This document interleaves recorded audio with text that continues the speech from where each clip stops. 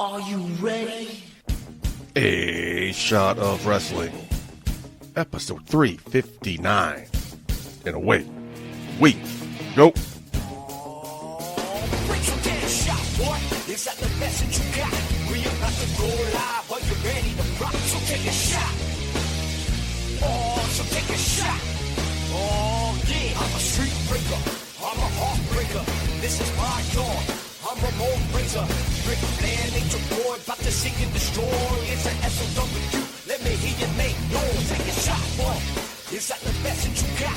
We about to go live. Are you ready to rock? So take a shot.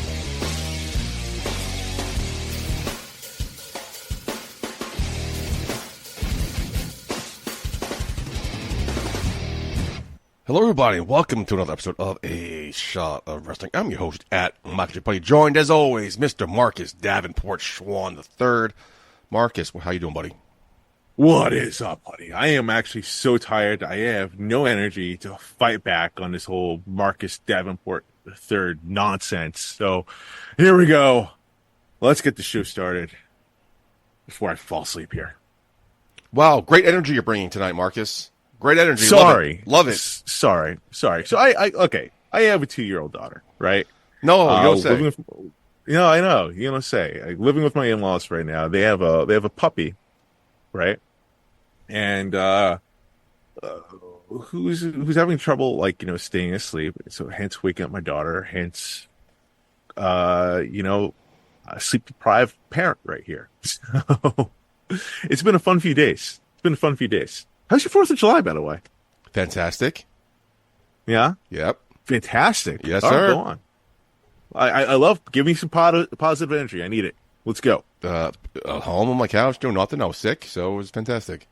How is that fantastic? First of all, I said this many times, I just hate the 4th of July so much. Wow, very patriotic. Because, apparently I work around a bunch of Macy's employees. We're shooting fireworks left and fucking right all fucking night every fucking day. Yeah, happy July 8th. Okay, great. Dude, what is up, man? I don't get it. I don't understand it. I don't want to get it. It's fucking annoying. What the fuck are you doing? It kept on going and going. I was like, all right, enough. Yeah.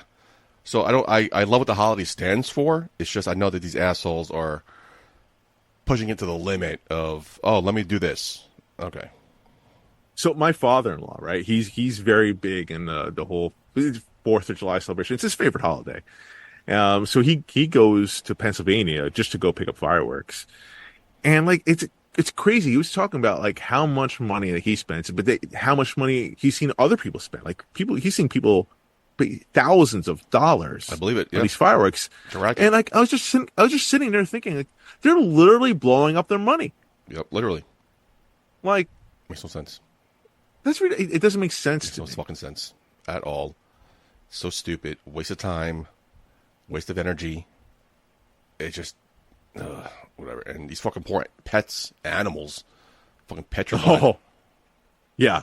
So I feel like that's why my daughter hasn't been sleeping well recently. So ever since 4th of July, she's kind of been scared. She wants me or her mom or both of us to sleep in the same room with her, to stay in bed with her, because 4th of July, she got spooked. She got really scared.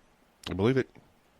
There was 2 years in a row I had a cat sit, my brother's cat, and it was just heartbreaking because see how petrified this poor little animal was because my fucking asshole's neighbor decided to fucking set off fireworks all fucking night. Yeah, my dog doesn't respond well to it either. Of course not. So fucking stupid. Yeah. The fireworks are fucking awesome. When I was a kid, my parents would take me somewhere in Queens or Brooklyn to get a nice view of the Macy's fireworks. And even then, the noise just rattled in my chest. I'm like, all right, I'm done. After 5 minutes, I'm done.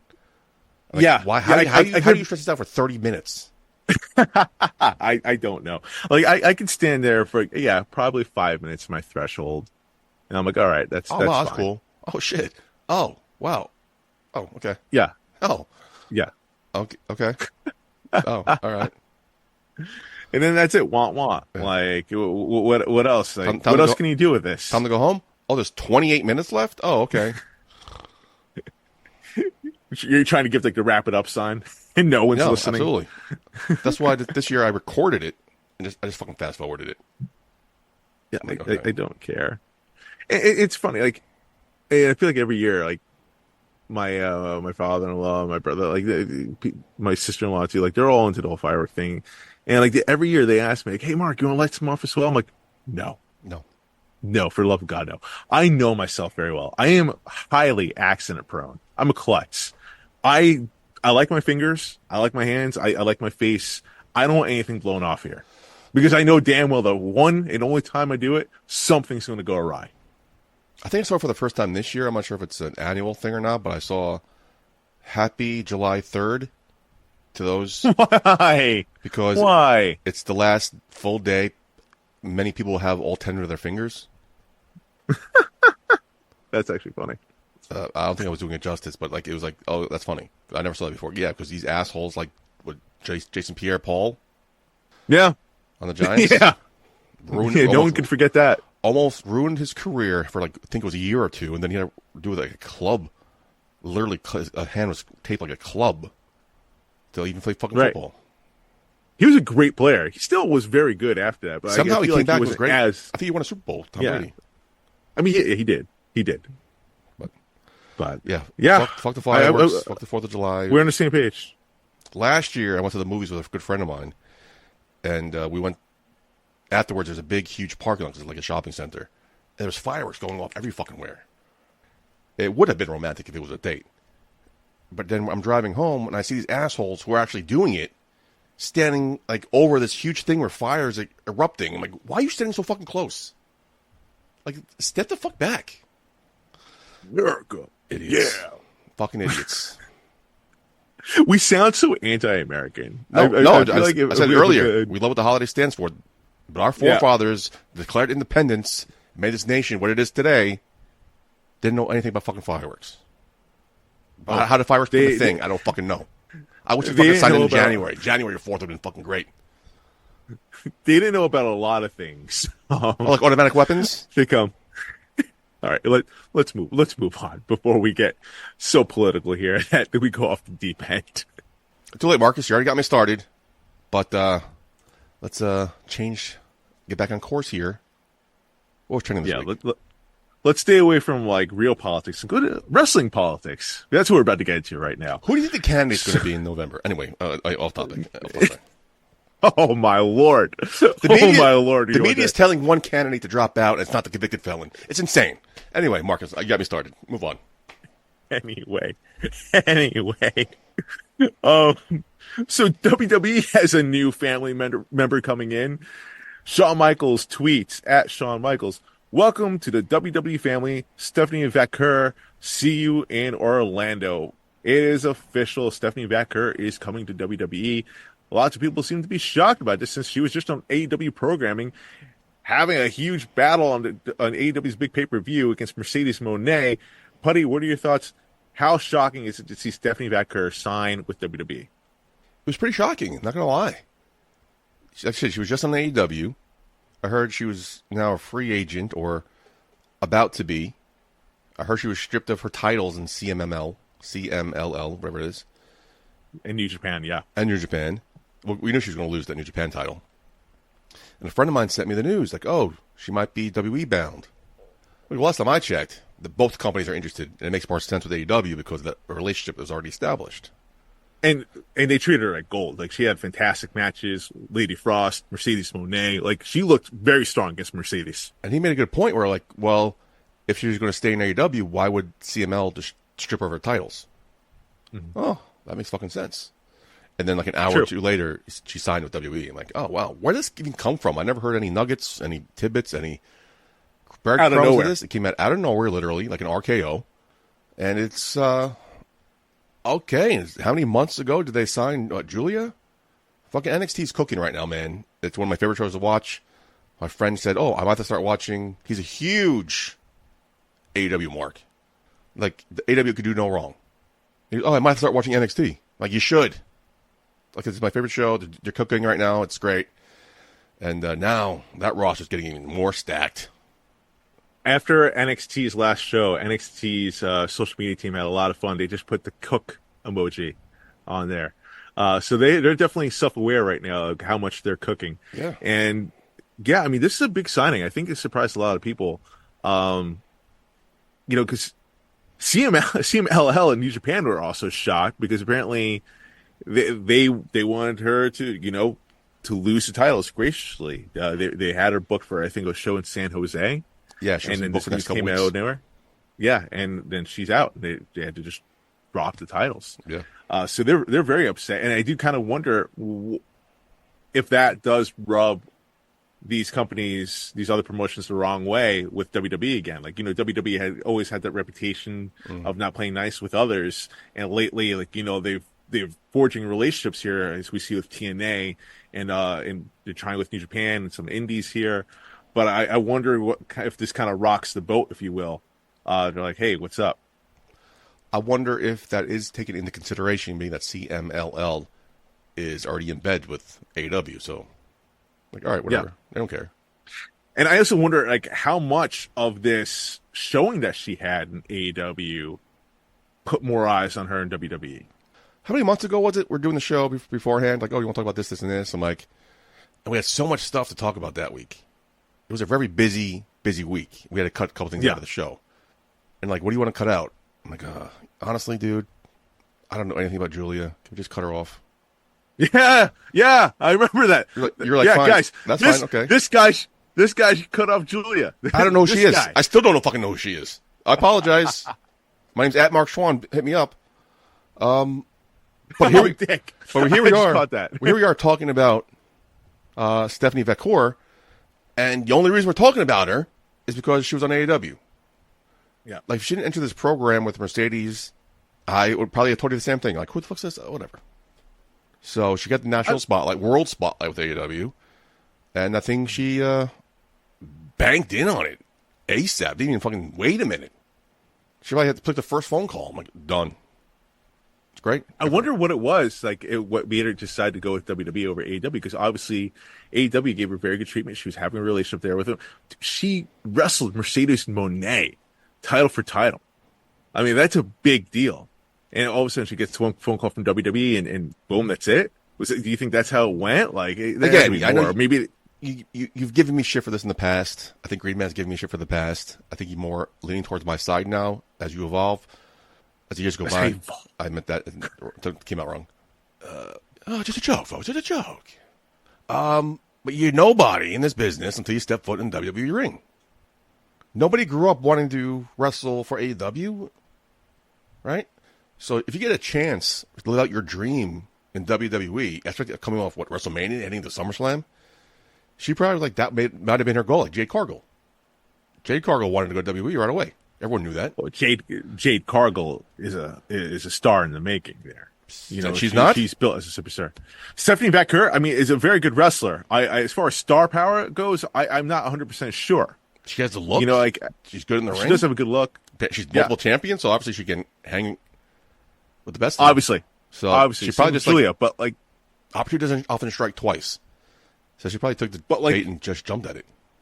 I think the thing is, like, how well will that translate to WWE? Because it's a very big difference between an audience from New Japan, and an audience from CMLL, and an audience from AEW to the big leagues in WWE. They work completely differently. So I do wonder how that transition will go. Same with Julia. I have the same questions about that as well. I know they're very capable in the ring, but how will that translate in a WWE setting where it's kind of more like a variety act, and it speaks to a larger audience than just a niche wrestling audience? Well, in a matter of time, Marcus, you'll have your answer. Instead of them sitting on the sidelines wondering what if, they chased their dreams, Mark. And here we are. Good for them. Best of luck to them in their future endeavors. Yeah, absolutely. Absolutely. And I think NXT is the way to go for this. I know some people might disagree, but NXT, at least, where they'll be able to hone in the WWE setting and get used to that. The ring. Yeah. Right, yeah. Absolutely. But, Putty, moving on here, talking to someone about who's more seasoned in WWE, Alexa Bliss. Do you see this? She posted on her Instagram. WrestleLamia shared it at WrestleLamia. Alexa Bliss is training for her WWE return. I'm a big Alexa Bliss fan, man. I cannot wait to see her come back. I love her character work. I love what she does in the ring. But the question is right now, Putty, where does Alexa Bliss fit in right now with this current roster? wherever she damn well pleases. The fucking goddess. First ever. Well, that's the thing. First Does she ever come back as the goddess? Raw and SmackDown Women's Champion? Let's do this. Wherever she wants. Wherever they need her. Again, it's such a stacked card. Roster, we said it a couple weeks ago. W has the best women's division in the whole industry right now. And they're getting better. They're getting better. It, We just talked about Julia, Stephanie Vaquer, Jordan Grace apparently in January. mm-hmm. Just imagine this roster going to WrestleMania next year. Oh, my God, Vegas. I don't know of a spot. I'm on a booker. I mean, it's also hard. That's one of the negatives they're saying about Triple H. The only negative right now is that things are set months in advance. You know, Vince is always rewriting stuff. So if somebody had an idea or wanted to try something, they can go in like, oh, we'll give you 5 minutes. Do it. Not anymore. So when she does come back, how long will it take for her to get integrated into the roster? I don't know. Does she go back to NXT just to sharpen the skills a little bit, just to enhance that roster? I don't know. I don't know about that. I feel like Alexa Bliss is like too big of a star to go down to NXT. I feel like she's also multifaceted. Like she's not just someone that like is only just good in the ring. She has great character work as well. Like they can do stuff with her on the mic, do vignettes or whatever to keep the audience engaged as she gets back into ring shape. Again, it could be anything. Whatever they do is not going to be wrong. Happy she's coming back. At least start taking that first step to come back. I'm excited, man. Where she fits, I can't give you an answer because I have no fucking clue. It's so crowded.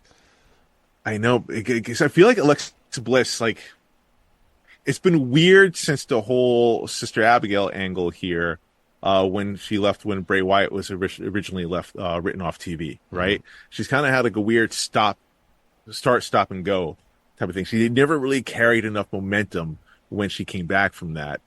And I feel like in a way it kind of hurt her. So I really don't know where she would land here because, yeah, this roster is definitely, since she left with, carrying her child, the roster, the landscape of the division has completely changed, and people are probably going to be coming back as she's trying to get back, like Charlotte Flair, Becky Lynch potentially, Rhea Ripley's back now. So I don't know, man. Like Asuka. I don't necessarily see her. Asuka, yes, thank you. I knew I was like blanking on one right here. So like I don't necessarily see her going back in the main event stage right away. NXT, definitely I don't see that either. I think. Well, right now we're seeing something interesting in WWE. Like we're seeing more factions starting to play out, right? Yeah. We saw. I thought on Monday Night Raw, like there was a good. I don't know what they're calling themselves, with Zoe Stark, Shayna Baszler, and Sonya Deville. And I instantly, I love that, because it's a great way to maximize the roster and the talent that you have. Give them something to do, give them the storyline, not just for a championship. How many times have we talked about that? Like, oh my God, I'm just tired of it always being about the championship. Give me something more. And factions is a great way how to maximize your talent, how to maximize the roster there. So I'd be curious to see if like Alexa Bliss, they put her a storyline maybe with the Wyatt Six. Also, speaking of championships, the rumor now is pretty much almost but confirmed. Mentioned it last week about the mid-card Women's United States Championship and Women's Intercontinental Championship. Is it absolutely confirmed? No, just about. Not absolutely. Yeah. All signs point to yes. If you were shaking an 8-ball, that's the sign that's the answer you would get. That would help. Oh, that would certainly help. Yeah. That would certainly help. And I feel like Alexa Bliss would be automatically a viable candidate for that. I mean, she's already been a first ever for so many different things. Why not her? Why not her, Marcus? Let's do this. I don't know if I see her coming back to the Wyatt Six. That's everyone's automatic go-to. I don't know where she would fit in there, but when it comes to the Wyatt Six, how can you predict anything? Right. I'm talking about I've heard someone pitch maybe like a feud even with Nikki Cross's character. Where that could come into play, or maybe someone even pitched about the idea. I love that people are pitching stuff on Twitter, as if WWE creatives are going to take this seriously. Maybe they do. I don't know. But about Alexa Bliss maybe being the true leader behind the Wyatt Six, which I think might be a stretch. I think so too. especially the whole angle they're coming with now, like where they were lost, they were cast away. These guys and Nikki Cross, I don't know how she would fit in with them, what character she would take on. Time will tell, but happy to be back. Can't wait. Yeah, no, I definitely can't wait to see Alexa Bliss. Wow, I can't speak today. Are Back you on regular Should television. you take the test? Maybe I should. should. Are you sure you need to be co-host? Maybe you're not qualified to be my co-host. You misspoke. I'm fired up tonight. I apologize, folks. I think I would fail. Someone got me ticked off before we started. Anyway. Someone, I don't know who. So yeah, no, excited to see Alexa Bliss come back. She's a phenomenal talent. I think no matter what she does, no matter what role she has, she's going to knock it out of the park. And I'm here for it. But Putty, that is all I have for the news. It's time for this week's TV Takedown. Marcus, what was trending in TV this week? All right, Putty, let's start off with Money in the Bank. Lots of great things happened in Money in the Bank. It was very well done. I know there's some people saying it was predictable, et cetera, whatever. But the one thing that no one was expecting came out that was trending pretty much all week. John Cena. Russell Features at Russell Features. Talking about John Cena's announcing of his retirement. Cena will not be retiring at WrestleMania 41. Cena wants to do 30 to 40 dates in 2025. Cena will retire the jorts following his retirement. Subsequent TV appearances will be in a suit and tie. Cena is open to going for world title 17. Cena hints at entering the Rumble to get to 17. Lots of things to take away from here, Putty, but ultimately John Cena will be retiring in 2025. That's the big grand announcement, and people are losing their shit over it. But looking back at John Cena's career, I know a lot of people are speculating who his last opponent will be, who will face WrestleMania, and we could talk on and on about that. But Putty, let's talk about this. Let's take a look at John Cena's legacy as a whole, because we have a whole year to digest John Cena in this last final run here. When it's all said and done, do you believe John Cena will go down as the greatest of all time? Yes, hands down. Hands down. Yeah, who's? It's a tough, tight race for number two. John Cena head and shoulders above anybody else. Not even close. I mean, dude, you have to put like Stone Cold in there, Roman Reigns, Bruno Sammartino. Okay. Like as far as like we're talking about in the ring, or we're talking about like what he's done for the business. Like we like talk about what he's done for the business. You have to have like Hulk Hogan. I hate to say too. Hulk Hogan might be up there, just because also the longevity of his career. Stone Cold was hot for like 5 years. Rock was around 5 years. These guys have been around for 20 years. I didn't put the Rock. You know, Triple H maybe's up there. Oh, but John Cena, man. Greatest of all time. Why? Why not? Again, he just transcended this business, carried his company on his back during the PG era, led the company in hugest draw in the company, biggest merch producer for the company, biggest face of the company, record breaker of wishes granted. I don't know how they phrase that. Most anything, insert category here. It's just greatest of all time. And people loved him. People came to see him. And people came to boo him. But everybody came to see John Cena. And this comes from Shawn Michaels, who I think Shawn Michaels is the greatest of all time. But putting their careers next to each other, just the longevity and how he just transcended the business to become an icon. John Cena's up there. I would agree with you and Shawn Michaels, but I think we're talking about in-ring competitor there. We're talking about character, but like as far as what Shawn Michaels did for the business is very small compared to what John Cena has done for the business. Transcend the business? I don't know. I think that's an argument you can make for The Rock, that he did more as far as transcending the business. John Cena... Oh, I didn't say that. I'm not saying he didn't. I'm saying, but John Cena did it for 20-something years. Rock did it for 5. John Cena did it for a longer amount of time. Agreed.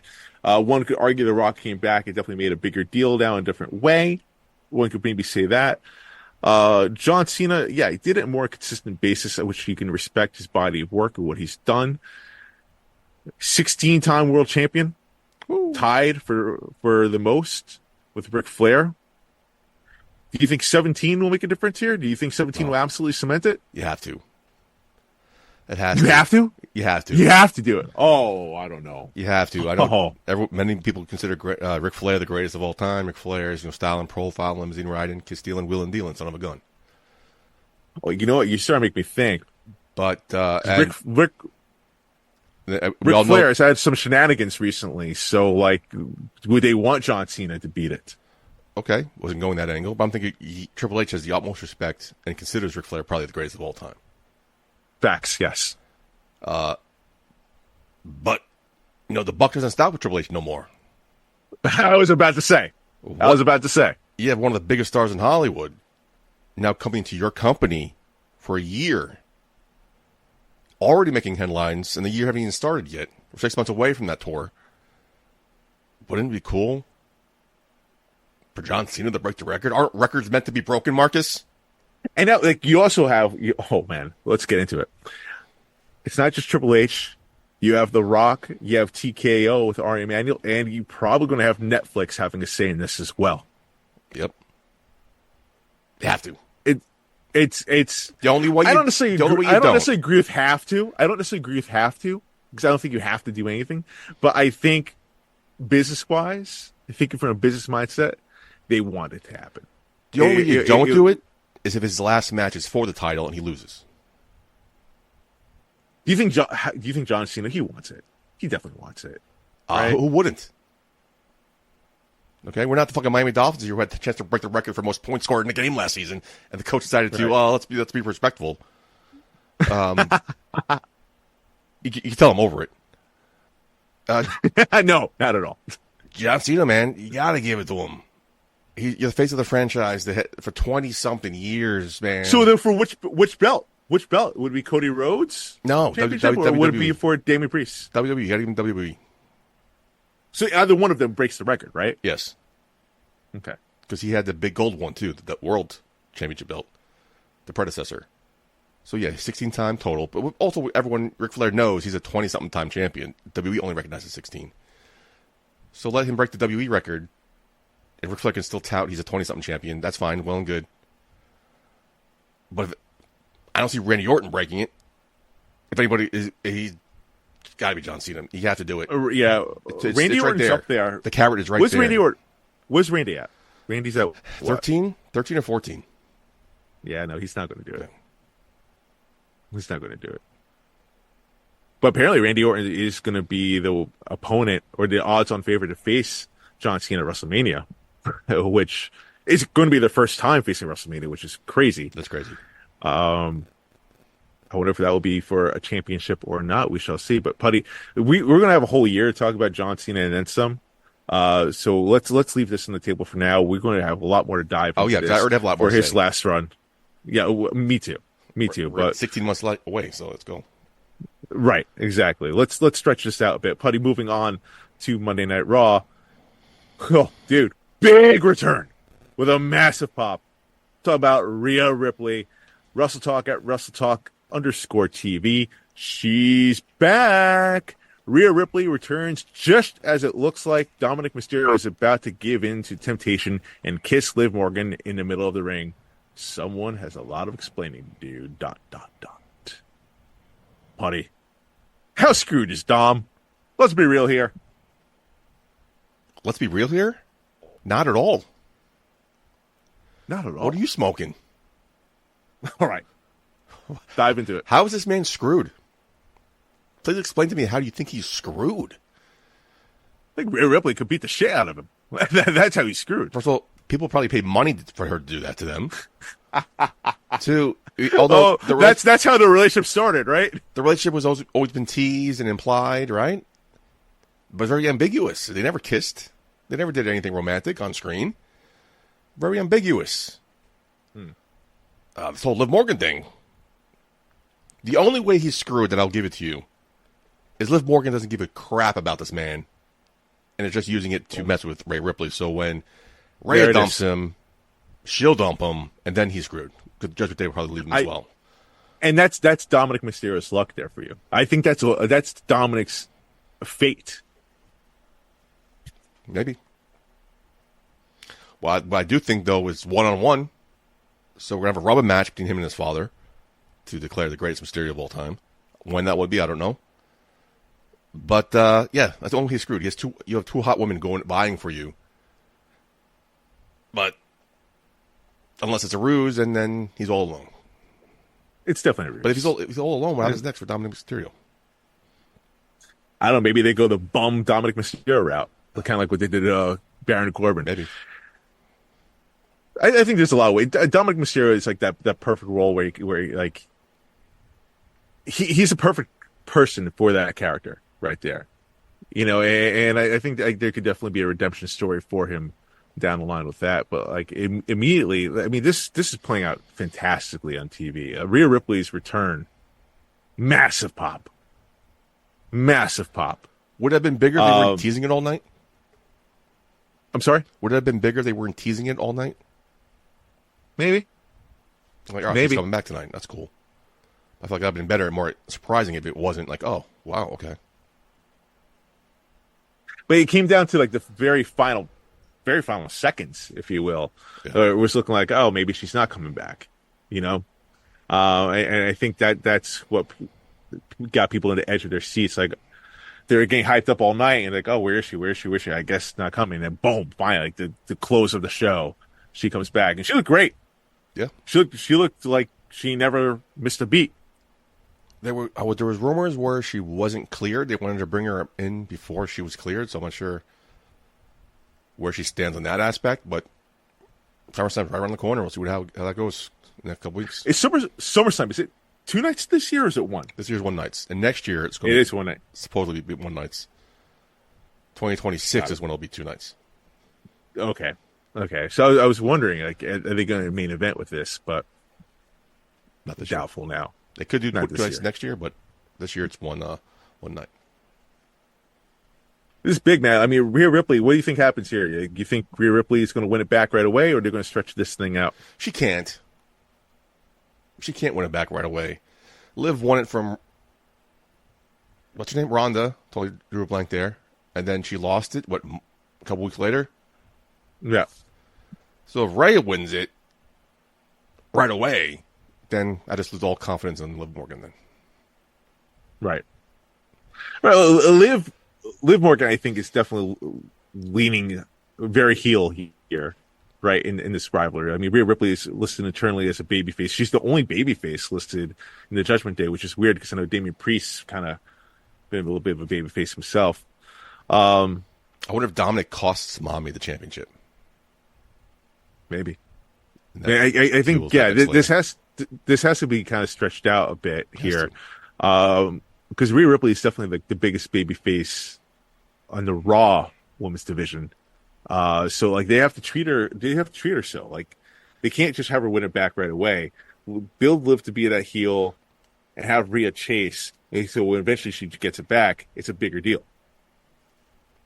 Because this is a hot storyline. Yeah. This is probably one of the hottest storylines that they have going right now. On Raw, absolutely, yeah.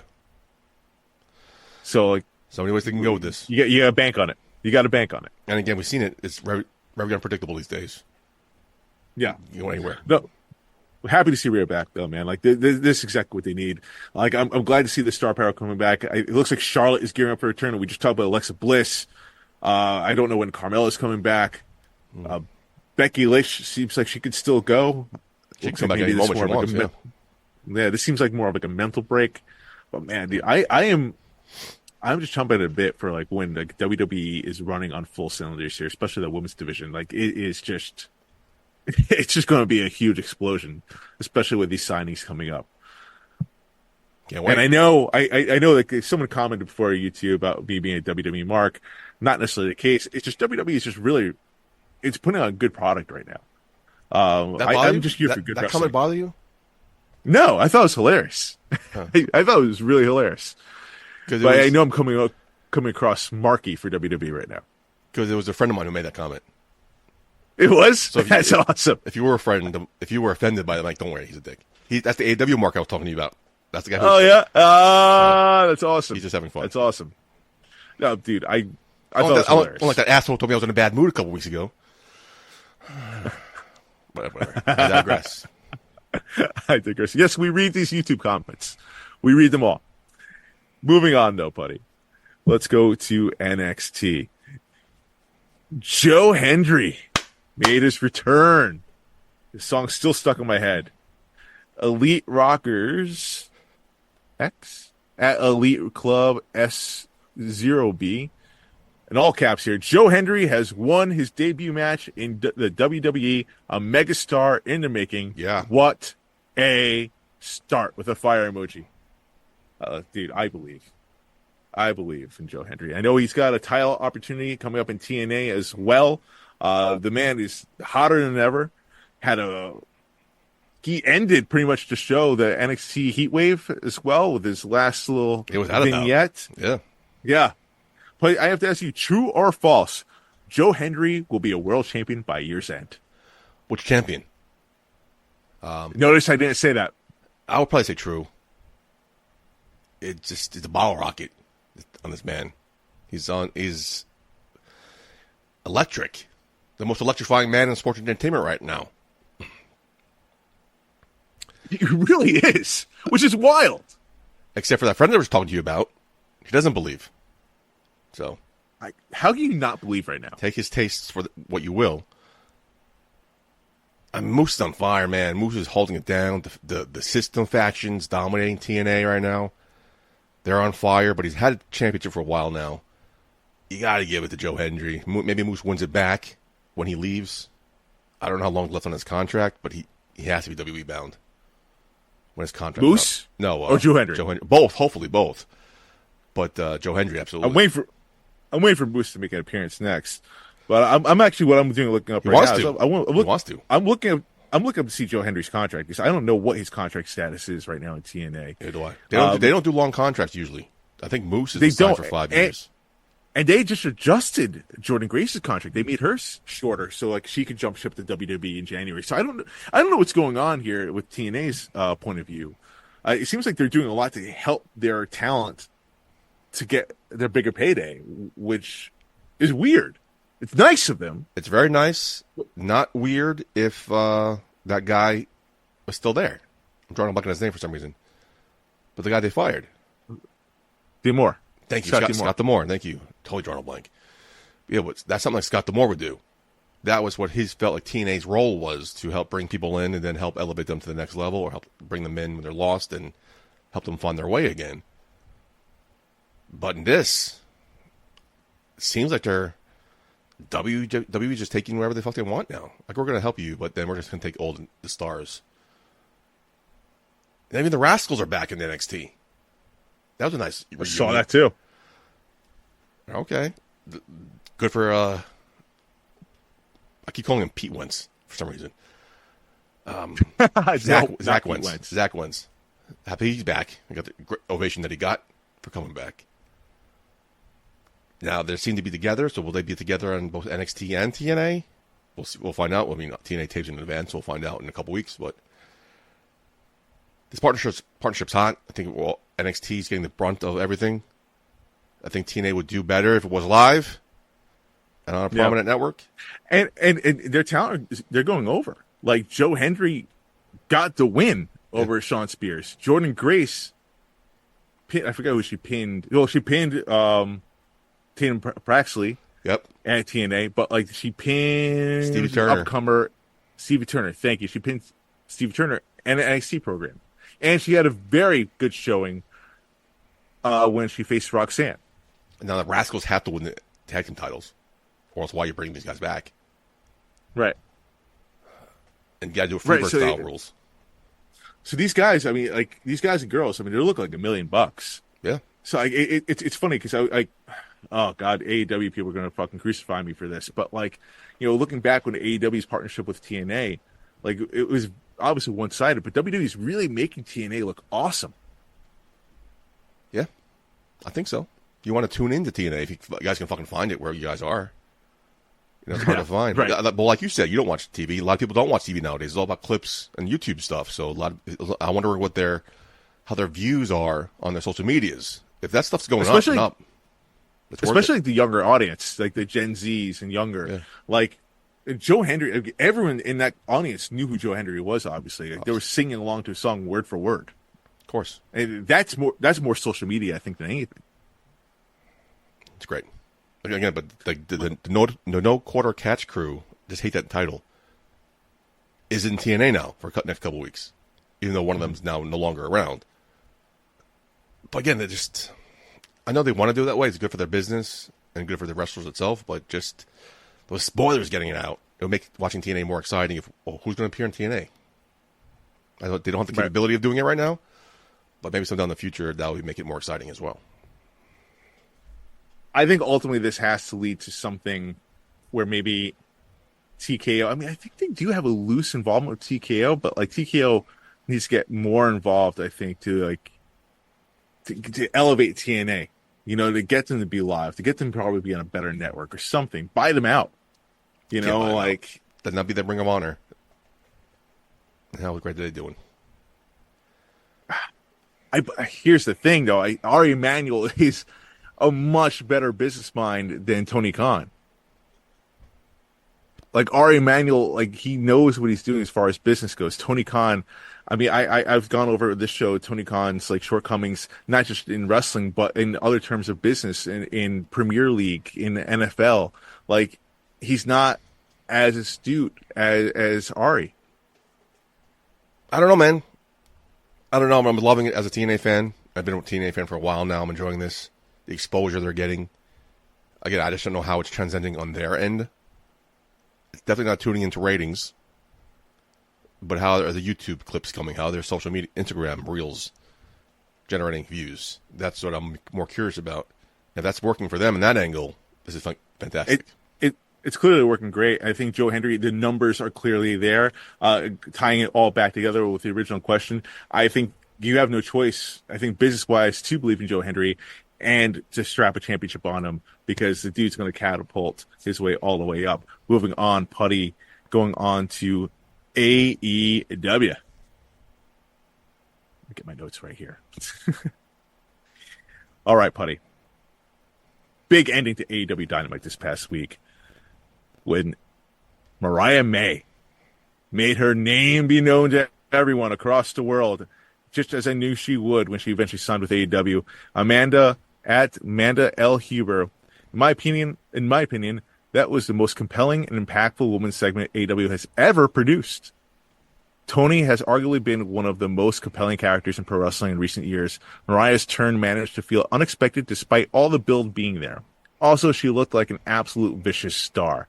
I cannot wait to see what the women's division will do over the next few weeks. I have to agree, man. I think Mariah May, and we've always talked about the work that Toni Storm has done. I think this worked really well. Putty, what do you think? That we recently talked about the AEW women's division and like our problems with the division as a whole, lack of like consistent storytelling.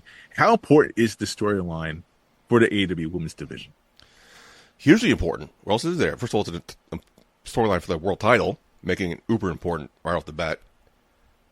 Now, what other storylines are there? It's Mercedes and Britt and Willow and Chris. And Chris, yeah. So it's hugely important. Long build. We all knew this was coming. This was the longest build I think I've seen in AEW. I would have thought it would have been Toni turning on her at jealousy. Yeah. But I was surprised that they went down this route. I'm very happy about this route. I'm thoroughly enjoying this. Makes me love Mariah May even more. I'm really excited where they go from here. And they said it on commentary. Did she change or was this her plan all along? Yeah. And that's a good question that needs to be answered. Now I want to tune into Dynamite next week. For this. I never thought I'd say that before, but yeah. Just this alone, this is crazy. They've done a good job strike at the right moment, building into their. I'm assuming this is their WrestleMania now, all in. It's biggest show of the year, one of the biggest matches on the card. Can't wait. Great job.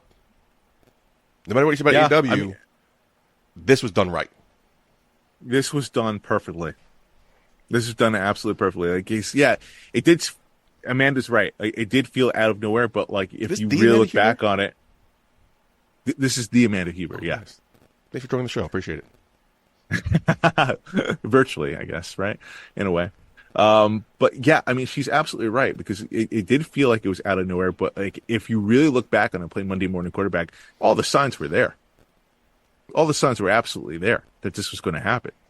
And if you look back, like Mariah May's career before she entered AEW, because I feel like a lot of people weren't fully aware of who she was and what she was bringing to the table. I've been following her career quite a bit, and Mariah May, I feel like she was a star in the making. I couldn't wait to see what she was doing, and I thought it was weird how they're introducing her first in here, but now it all makes sense. This is perfect. This is well done. This is going to make Mariah May look like the fucking star that she is. She has to win. She has to win, you I think? think she has to win here now. I know many people get beat up, and you're on the losing end of the attacks. You get your revenge at the pay-per-views. Been the formula for a while, but I think the business is changing, which means the formulas and algorithms are changing. I think she would need to win here. Toni has had it long enough. Let Mariah cook. Let's see what she can do. When is All In? August something? I think in like a couple weeks. I think maybe a month. I don't know. Fucking know. Middle of August. you're just making updates now. I don't know, man. Like, I think if it's a matter of a couple of weeks, I think Mariah May does have the advantage, right? Because of the whole emotional standpoint, not only just like, physically getting beaten, but like physically beaten and betrayed by someone that you were close to, so like there's definitely scars there. And Mariah May, I think, would have the advantage. I think the longer this plays out, though, like, I don't know. I think it kind of is a level playing field where I can't speak again today. What's going on with me? Toni Storm could get the upper hand here. I don't honestly know if Mariah May needs the win. I think she just needs a very strong showing. If she wins, I mean, forget about it, man. I think that'll be absolutely amazing. But a strong enough showing, I think that could be enough. Also, remember, Toni Storm treated her like shit when this pairing started. Didn't know her name, never wanted to see her matches. Mariah was just fangirling over her the whole time. It wasn't until recently where Mina came around, where Toni started adopting her as her protege. Right. Because you got jealous. Yeah. Yeah. Again, I mean, like the long form storytelling here is fantastic. I hope Tony's paying attention to this right now, right? Like, all the buzz that this is getting, because I mean, we were talking about Bryan Danielson, getting his shot at All In. People are getting hyped about that. People are hyped about Mercedes Moné and Britt Baker, but the biggest buzz, the biggest thing, the biggest pop that people are talking about, even at this moment, right before the show started here, as we were recording, was this Toni Storm, Mariah May. Why? Because it's a story. It's a very good story. It's compelling. And we were completely invested in this for so long because Toni Storm is probably one of the best characters in all of wrestling right now. And I don't mean as an exaggeration. I really mean it. She's put a lot of great work into this character. It's unique. It's original. And people they just fall in love with it because she's so invested into her character. And I'm over it. The storyline here. What's that? I'm over it. You are? I'm over it. No. I'm over it. Is that why you want Mariah May to win? No, I just think Mariah May's awesome. I think your time's now. Tony's had it long enough. You got to elevate the younger talent, right? Put Mariah May over. Let's see what she can do. Yeah, I think this storyline's still got some legs to it. Yeah, I don't hate it.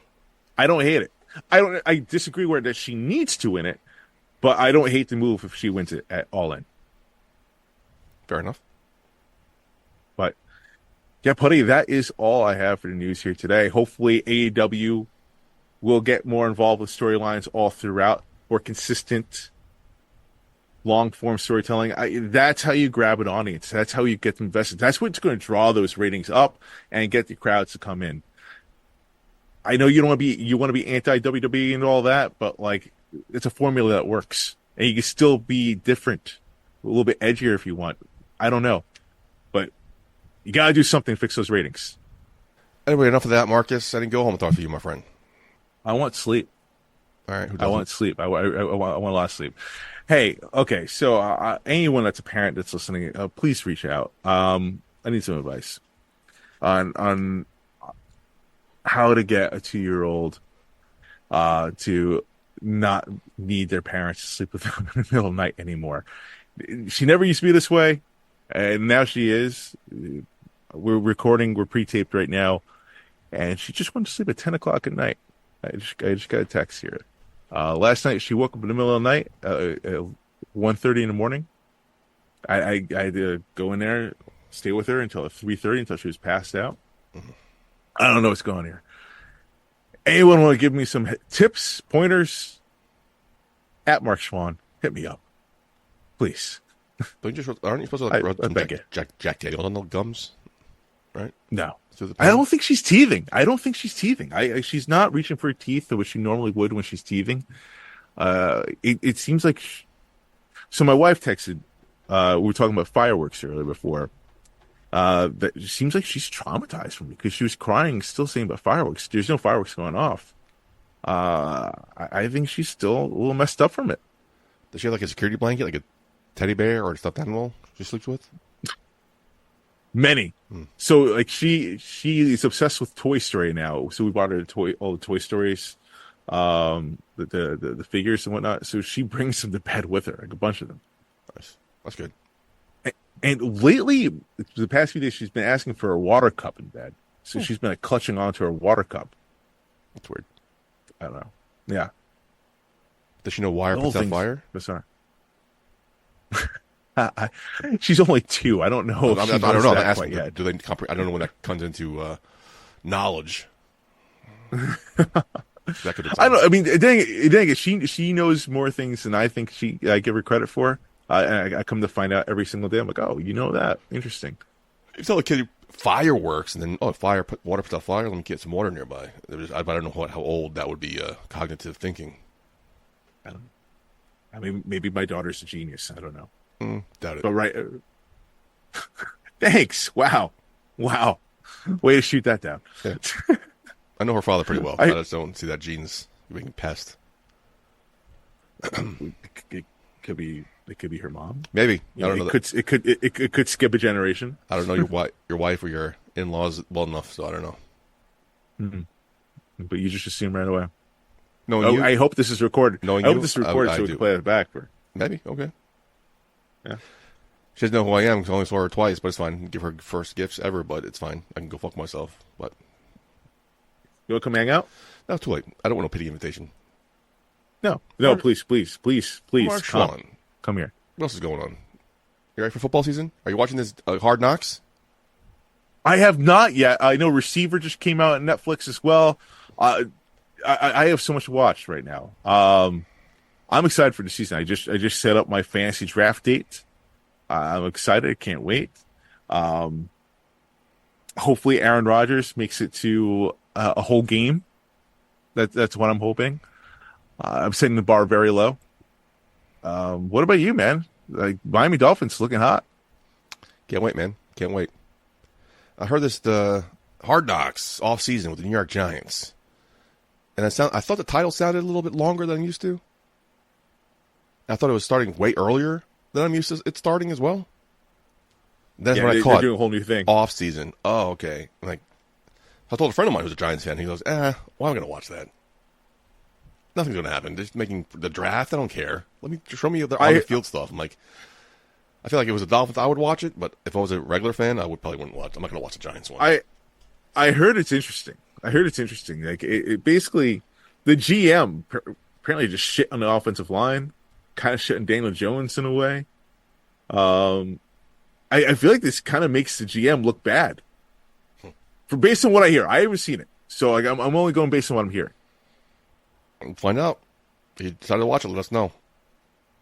No, I absolutely. I just don't know how I need time to watch. I don't know how the in season's going to work. And now it's not just one season, one team. It's all four teams in one division.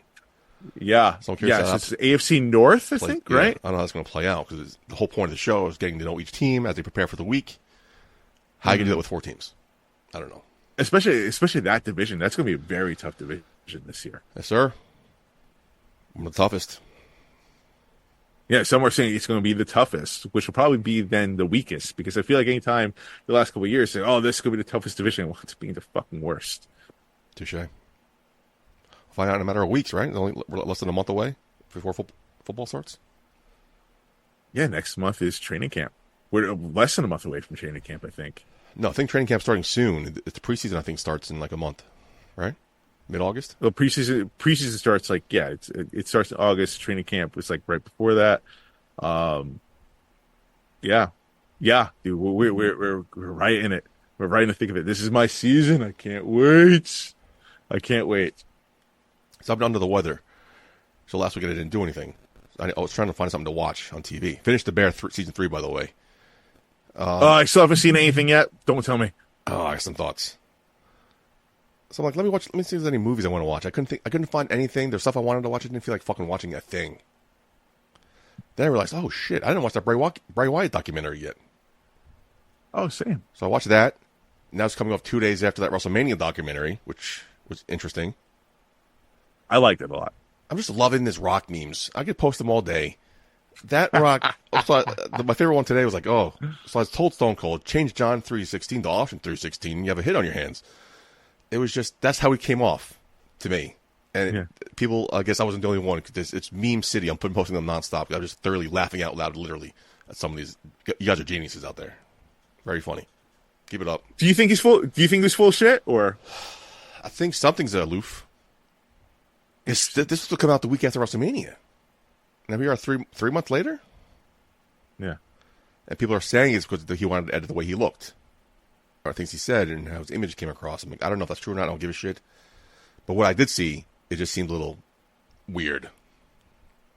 Just seemed a little weird. Something was off. I don't know what it is, but you think storyline? I think this sort of cemented the storyline for me. Because why would you have this documentary crew covering you guys, and all of a sudden this swerve happens? I don't know. It could be anything. I don't care. I don't want to die. I'm never going to know. I also noticed towards the end that there was no interactions backstage other than like the angles for with Roman and Cody, or The Rock and Cody. True. I did notice that. So like it does make me believe, like at one point towards the end there, I was like, is this kind of, they can't even glimpse, but is this kind of storyline? Is this building to something else? Are they going to use this? I like how they showed I think Cody shaking hands with Seth Rollins. Mm-hmm. Becky Lynch, yeah. And then the next image you see is that security cam, whatever, hidden camera footage of Paul Heyman and Roman hugging on the ramp, which they never showed on TV, I don't believe, until tonight, that documentary. I thought that nice dichotomy, that shot was well done. But check it out if you want. It's on YouTube. It's an hour long, easy watch. Let us know your thoughts. I'm curious. Yeah, very curious to watch. But yeah, buddy, that is all we have for today. So for the Shot of Wrestling faithful here, you could follow us at Shot of Wrestling on all forms of social media to chat up what you think, how we're doing, see our tweets, see our threads. We're hopping on threads right now, so you can check us out on there. Yeah, let us know how we're doing, what you want to see from us. Like, comment, subscribe, and all that fun jazz. Where can they find you on social media? Oh, you can go to my website, markschwann.com. All my social media links are in there. You can find all my acting stuff. What's this? What? Change it up? What? I thought it was yourfavoriteactor.com. What happened to your favorite actor? It is yourfavoriteactor.com as well. It goes to my website, markschwann.com. Thank you for catching that. No one's going to fucking spell your name. Yeah. No, I know. I'm tired. Yes, yourfavoriteactor.com goes to my website, markschwann.com. I have 2 domains that I own. For those that don't know how to spell. Now you're rambling. All right, now you're rambling. Let's come on. Let's wrap things up. For Mark Schwann, I've been your host at MuckJPutty. Until next week, we're off. Again, I have something medical procedure planned. You have a fancy little concert you got to go see. So we won't be here next week, right? Unless we're doing it a different day, but I don't think we will. I don't think we will. We'll be back in a couple weeks. Until then, putty up. Hey, baby, I hear the bell ringing, hip tosses and body slams. Oh, my. And maybe you seem a bit confused. Yeah, baby, but I got you pinned. Ha, ha, ha, ha. But I don't know what to do when I see them with that golden case. They're cashing it in. Authority all in my face. What is a man to do? Good night, everybody.